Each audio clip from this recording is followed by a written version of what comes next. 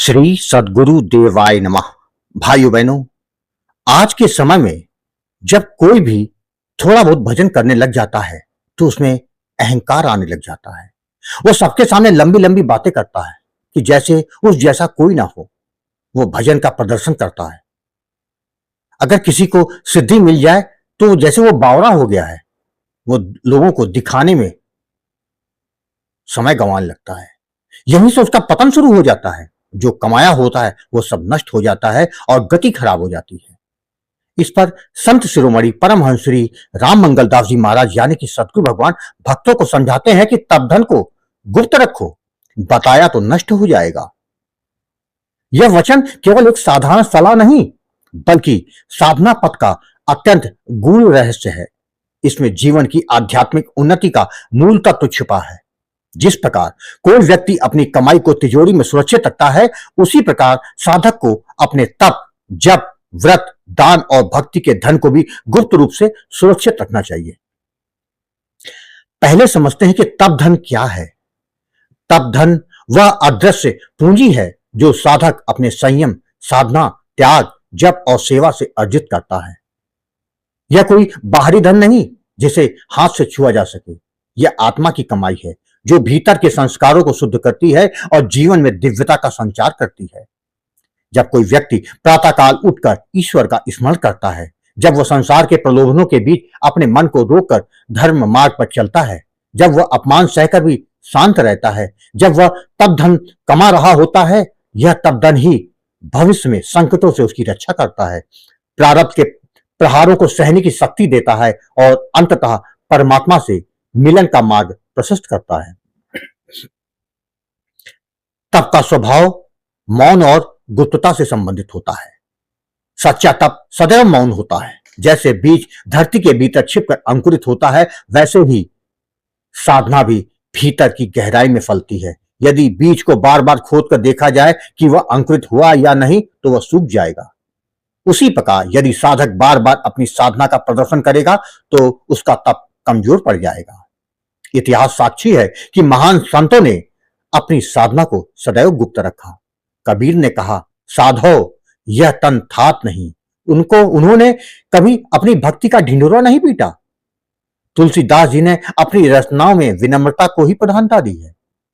रमण महर्षि जैसे महान आत्मज्ञानी भी मौन को ही सर्वोच्च साधना मानते थे। इन संतों का जीवन बताता है जहां प्रदर्शन है वहां पवित्रता कम हो जाती है। तप का प्रदर्शन क्यों हानिकारक है, हमको यह समझना पड़ेगा।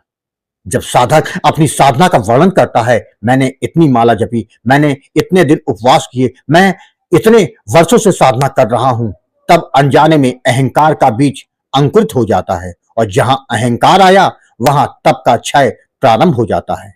अहंकार अग्नि के समान है। जैसे आग लकड़ी को जला देती है, वैसे ही अहंकार तप धन को भस्म कर देता है। साधना का उद्देश्य स्वयं को छोटा बनाना है, ना कि स्वयं को बड़ा सिद्ध करना।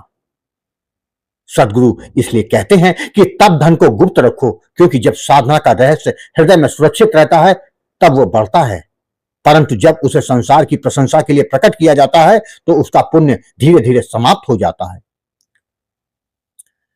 गुप्त साधना में एक अद्भुत शक्ति होती है। जब कोई साधक बिना किसी को बताए केवल ईश्वर को साक्षी मानकर जप करता है तो उसका मन निर्मल होता जाता है। उसमें दिखावा नहीं, केवल प्रेम होता है। स्वामी विवेकानंद ने कहा था कि सच्ची आध्यात्मिकता भीतर की अनुभूति है, बाहरी प्रदर्शन नहीं। यही कारण है कि महान आत्माएं अपनी उपलब्धियों को छिपा कर रखती हैं। गुप्त तप एक बीज की तरह है जो समय आने पर विशाल वटवृक्ष बनता है। वह साधक के जीवन में शांति, संतोष और आत्म विश्वास का वृक्ष उगाता है। तप धन और प्रारब्ध ये समझना पड़ेगा। जीवन में सुख दुख प्रारब्ध के अनुसार आते हैं, परंतु तप धन वह शक्ति है जो प्रारब्ध के प्रहार को सहने का सामर्थ्य देता है। यदि साधक अपने तप को गुप्त रखता है तो वह भीतर से मजबूत होता जाता है। जब कोई संकट आता है और साधक टूटता नहीं तो समझ लेना चाहिए कि उसका गुप्त धन उसकी रक्षा कर रहा है। यह धन बैंक के खाते में नहीं बल्कि आत्मा के खाते में जमा होता है। दान और सेवा भी गुप्त होनी चाहिए। संत जन हमारे यही कहते हैं, केवल जब तप ही नहीं, दान और सेवा भी गुप्त होनी चाहिए। यदि दान इसलिए किया जाए कि लोग प्रशंसा करें तो वह व्यापार बन जाता है, परंतु यदि दान केवल ईश्वर को समर्पित भाव से किया जाए तो वह पुण्य बन जाता है।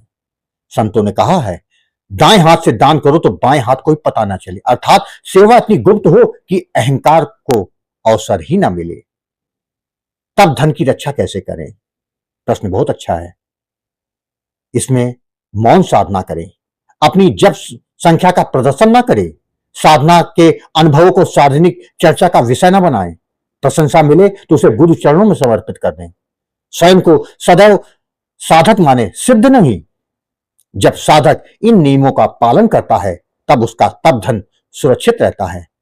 तप धन और विनम्रता, विनम्रता तप की ढाल है।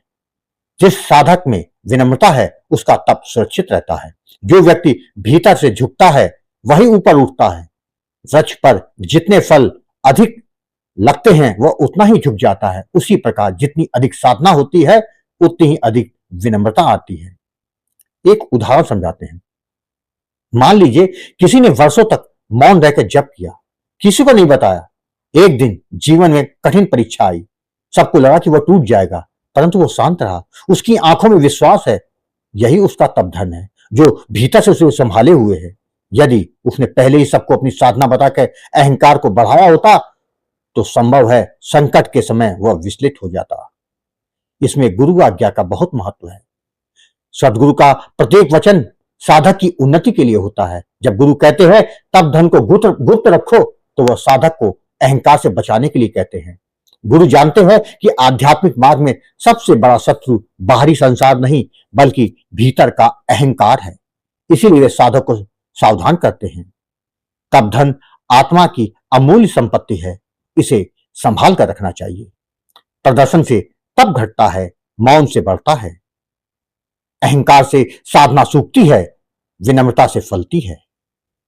जो साधक अपने तप को गुप्त रखता है उसका आध्यात्मिक खजाना दिन प्रतिदिन बढ़ता जाता है। इसीलिए सदगुरु भगवान का यह वचन जीवन में उतार ले कि तब धन को गुप्त रखो, बताया तो नष्ट हो जाएगा। जब साधना केवल ईश्वर के लिए होगी तब उसका फल भी दिव्य होगा और वही साधक अंततः सच्ची शांति, आनंद और परमात्मा का सानिध्य प्राप्त करेगा। यदि सदगुरु के वचनों ने आपके हृदय को छुआ हो तो इस वीडियो को आगे जरूर भेजें। यदि यह किसी एक आत्मा की दिशा बदल सकता है। वीडियो पसंद आया हो तो इसे सब्सक्राइब करें और लोगों में शेयर करें। जय जय सीताराम।